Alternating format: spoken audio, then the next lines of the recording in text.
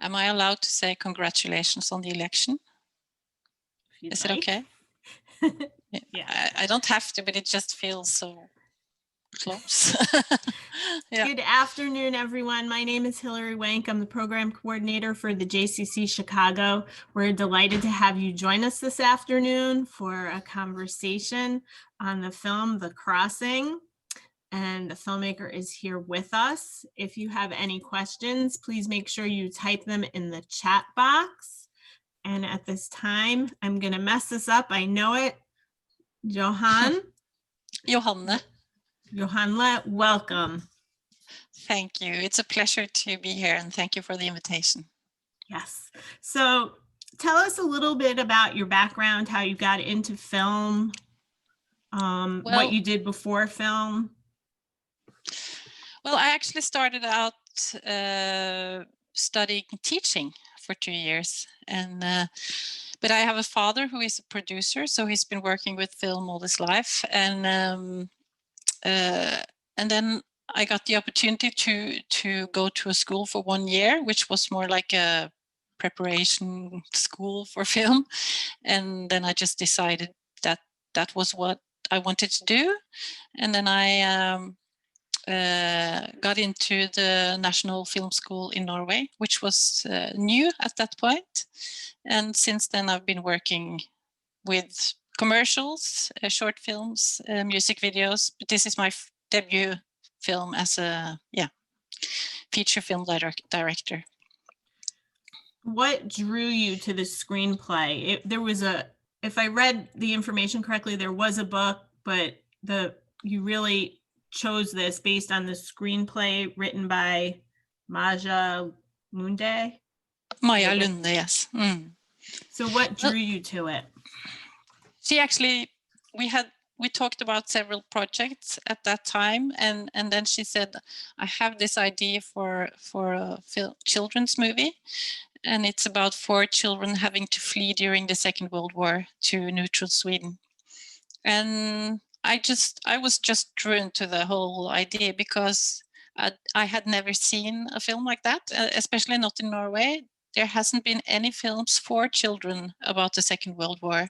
So this was, it was very easy to choose and very dramatic. And I like films for children that has a message and has some seriousness to it as well. How did you choose the children for their roles? It was quite traditional. We had a casting company in Oslo, Celine Ingebrigtsen, and she is really good at finding children, I think. And we talked a lot about the characters and what their strengths should be and personas. And we didn't have a big budget, so we had maybe like 100 children all in all for auditions. And we found them quite easily, actually. Especially the girls stood out after a short while, and the boys came a bit after. But none of them had any experience at all with either theater or film, or so they were really debutantes, yeah. Wow. So we have a question actually about the children. Were they aware of the actual story? I mean, did they understand that they were portraying something that was that happened during the Holocaust? Yes, they did, but they didn't know that much about the Second World War or the Holocaust. So we talked a lot about that, and we also, when they were chosen, we went to the Holocaust Center in Oslo, and we had like a guided tour, especially for the kids, and it was a bit overwhelming, I guess, but at the same time, I think it was necessary. But when they were actually playing their parts, we talked a lot more about the here and now, more than the big idea of the film. So things they could relate to in other ways. Yeah. And how old were the 4 of them? The youngest, she was 7, Sarah, and and the oldest was, he was 12. Wow. And they never acted before. No, That's that's kids. I mean, they're amazing, and they have, as long as you find children who has access to their feelings, and they don't have this, because it's a time where you're so self-aware, because everyone takes selfies all the time. They've seen themselves portray themselves and kind of made a persona that isn't them anymore. But these kids didn't have that self-awareness yet, I think, and that was crucial.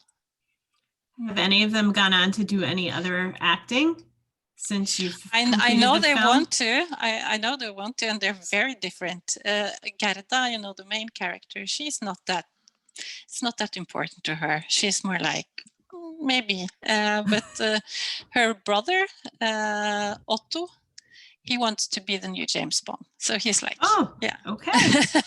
Wow, we'll have to watch for that.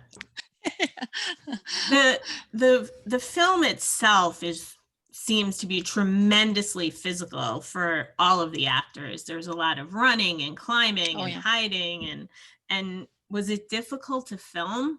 And was it in fact filmed outdoors in the winter?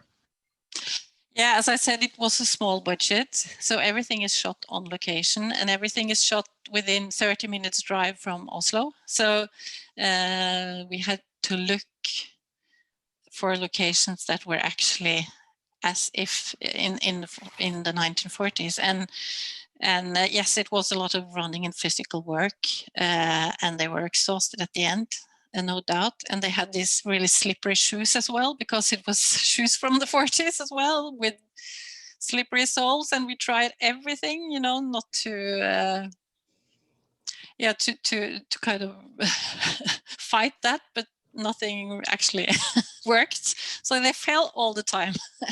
But in the editing room, we ended up using a lot of that, because it kind of felt real in a way. And that's what a kid would do. I mean, running scared in a forest, she or he would fall all the time. And yeah.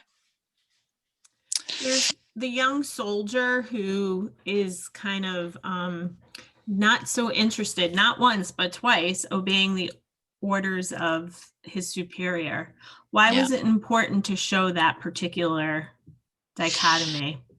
I think that's what was actually one of the things that I really liked about the script, was that it's a story about good and evil, but sometimes we don't, it's more nuanced than, you know, good, evil, because a lot of soldiers in Germany were really young and didn't have much of a choice. And we wanted to show that there were human beings on both sides, and a lot of people struggled with their tasks, I think. And yeah, I think in a children's film, it could have been very easy to just make it black and white, but I think this was a quality in the script, for me at least. But what was the most difficult thing for you about making the film? Was it the history? Was it just the... Yes, I think I was all the time, I was very sensitive, or a bit scared about it, that it should feel too light in a way, because of the seriousness and the bleakness of the theme.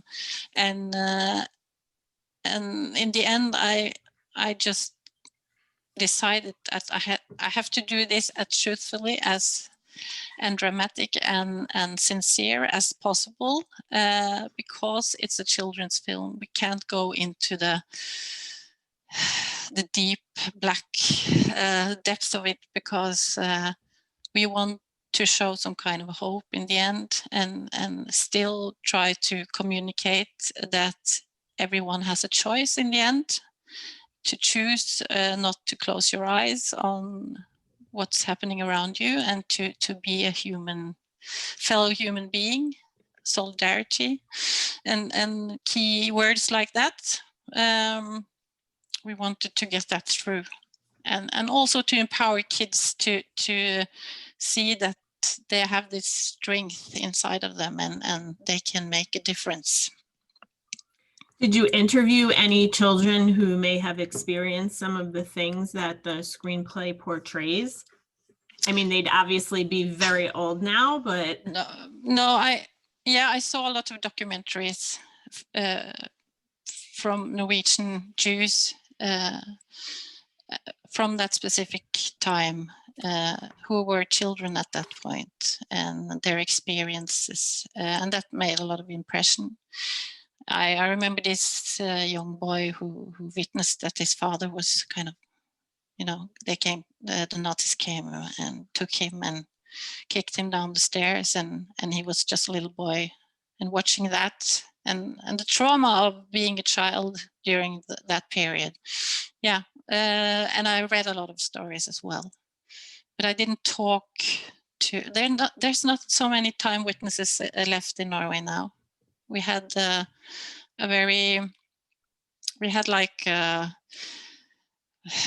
one man, Samuel, that was very good at reminding us and telling his story. He was one of the few survivors from Auschwitz, and it was made a documentary about him that was very big here, actually. Did you ever work with kids before this film in any of Yes, your... I love working with kids. I think it can be magical, actually, and to see how they grow as well during a process like that is very exciting. They're very professional. Yeah.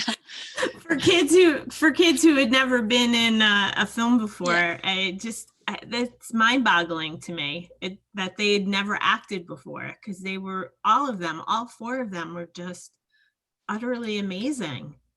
Like, you could. But they were a really nice group as well, and we worked a lot with the group dynamics. So it was very important to find a group that actually liked each other and had a good communication, and it was a strong group, and they supported each other, and they also had fights and grew tired of each other and things, but in the end they were a solid group, and I think that helped them a lot.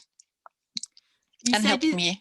You said that you had a small budget for the film, but it doesn't feel that way. Like, the videography, the filmography, the expanse of all the beautiful places that you show. Did you have to create any of the sets, or was that woman's cabin, was that something that you actually found and used?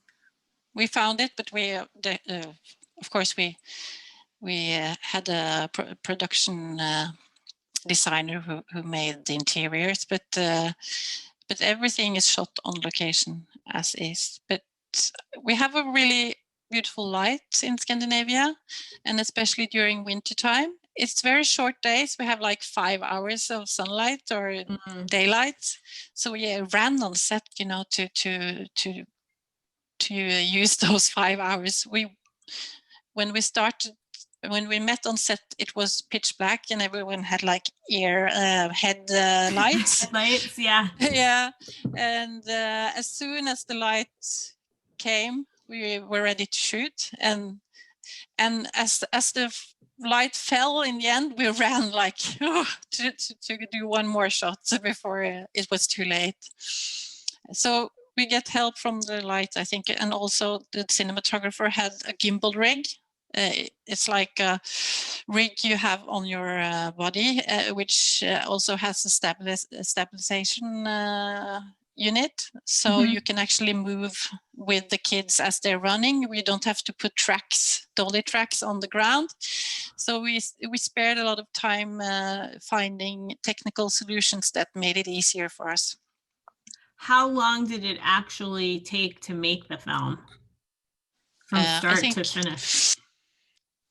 We had 31 days, but then midway it was a snow problem, because we wanted the whole film to be shot with snow, obviously, but we didn't have snow because the weather would do it like that. So we had luck in some way, because when we came to the forest, or when the children arrived at the forest, then it started to snow. And everything we shot before that was without snow. And then we just decided that, okay, that's a narrative. When they come to the forest, it starts to snow and then it's winter. But at some point, the snow disappeared from one day to the other, and then we had to do a reshoot. So I think we ended up with like 34 days, all in all. With Yeah. kids who never acted before. It's mind-blowing. It really is mind-blowing that such a beautiful and poignant and in film with an important message could be made in such a short period of time. I mean, it really is. Thank you. It's amazing. Before we came on, we talked a little bit about Holocaust education. And so Eileen and I were explaining to you that here in Illinois, it's required as part of student education. And you said that, you know, it's questionable a little bit in Norway. Not everybody. It was at the point of discussion, and I was shocked by it, but they have decided to keep it as an obligatory part. It was, but the Second World War is obligatory, and I have a son now, and he's 10, and they had about the they learned about the Second World War 1 year ago. And I know that a lot of Norwegian teachers are very happy about this film because it's a very difficult topic to talk about, and this is a good way to start a conversation. And that was our main goal as well, that after the screening, we hope that children are curious about the theme.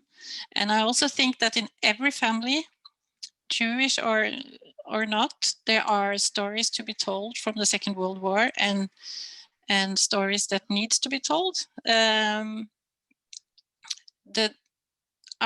grandmother's generation didn't really want to talk that much about it, but there are still stories out there that needs to be passed on. We find that when we screen these movies and we choose them, and then we start talking to the filmmakers or even books that are about the Holocaust, that it's very, very common for people who lived through it to not want to talk to the next generation, that it takes a generation or two to actually get the story out, you know? So let's see. And it's understandable. Yeah. Right. So we're seeing that, you know, third generation survivors, the grandchildren or the great grandchildren of people who lived through the Holocaust, are really the ones who are bringing the stories out into the open now.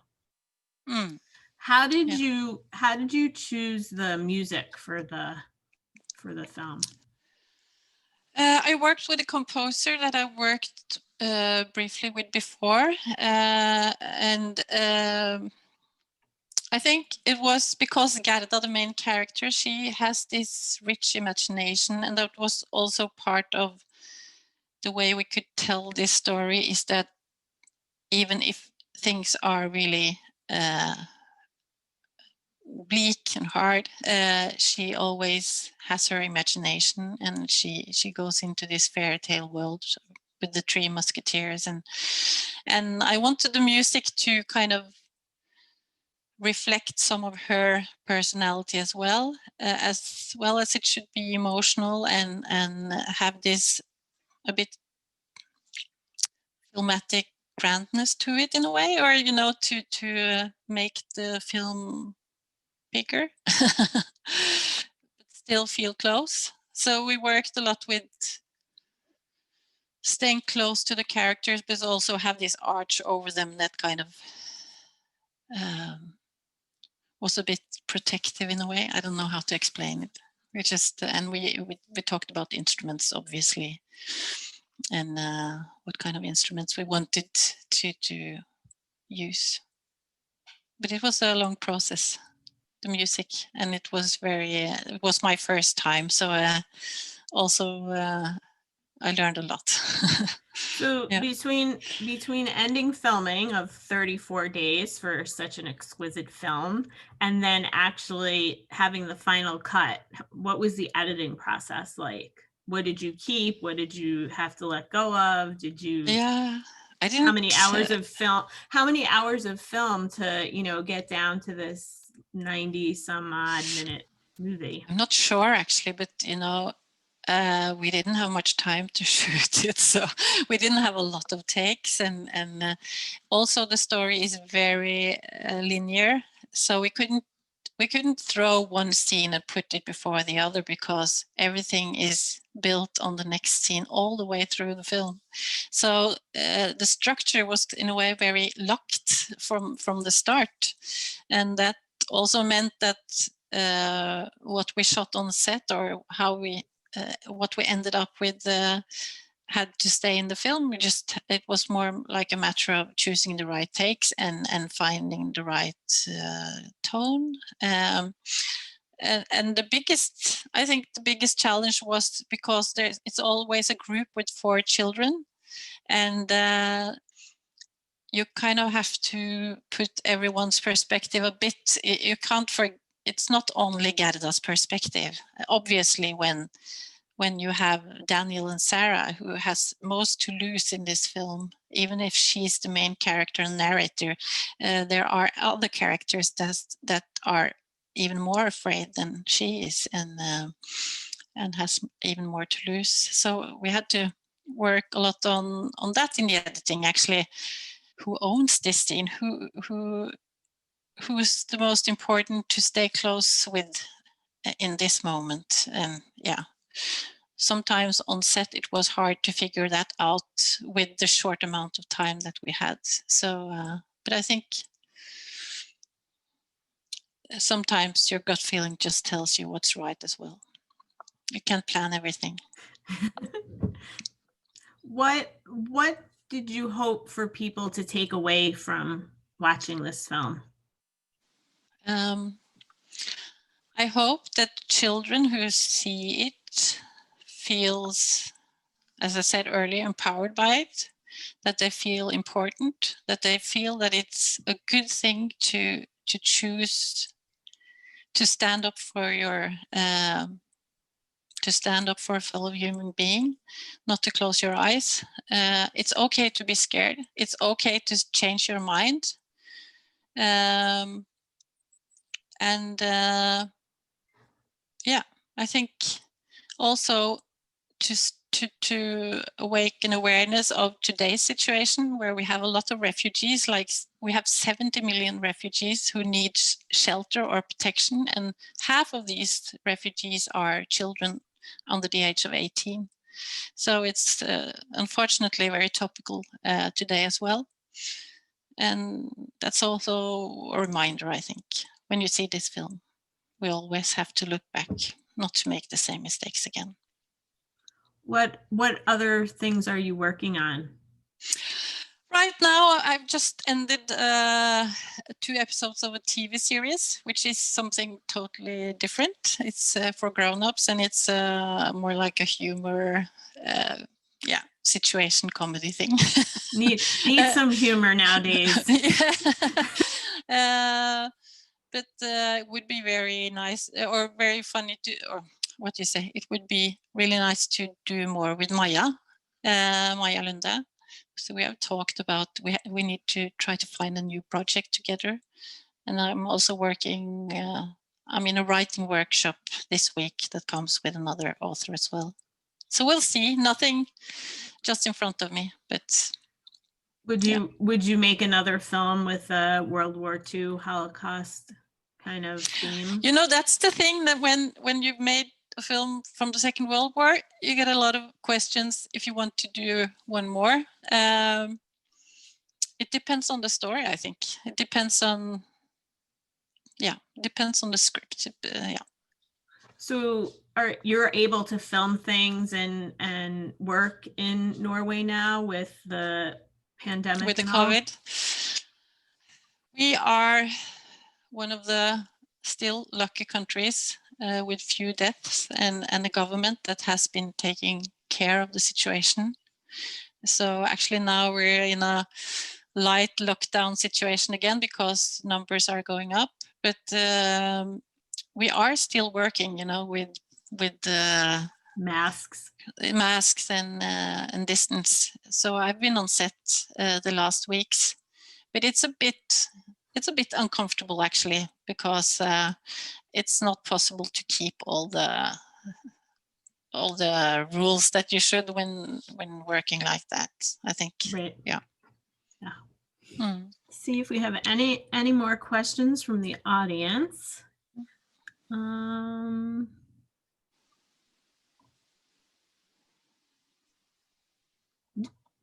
have one message here. Let's see. Are the kids in school, or they're doing homeschool right now as part of pandemic Actually, precautions? my daughter is in quarantine right now, so she's home after another pupil at school got sick. But the government has decided that children should, as long as it's possible, stay in school, because there are a lot of difficult family situations all around, and they need protection as well, and school is a good thing. Right. So as long as it's possible, children are in school. I think if there's no other questions, I'm going to say thank you so much. I know it's late there, but I'm glad it's not in the middle of the night. Austin really pushed you to get up in the middle of the night. I wouldn't have done that, so I'm glad it's not too late there. It's okay. And we're so grateful to share stories like this with our community. Like you said, you know, we have to remember what's happened in the past so it's not repeated in the future. And this is just a beautiful, beautiful way to share the goodness of humanity. And I think it's important. We need that now. Thank you, and take care. I know Thank you so much. Yeah. We appreciate your time. Please let us know if there's another great film that you've made, and we'd love to share it with the Chicagoland area. Thank you to everyone for taking some time. It's beautiful here today, so for people to take some time to join us inside, we very much appreciate it. We've got more films for the next week and a half or so, so please visit jccchicago.org. And we have some more talkbacks with authors and other filmmakers, so check it out. Again, thank you so much for your time. We really appreciate it. Everyone, take care and be well. Thank you. Bye. Bye-bye.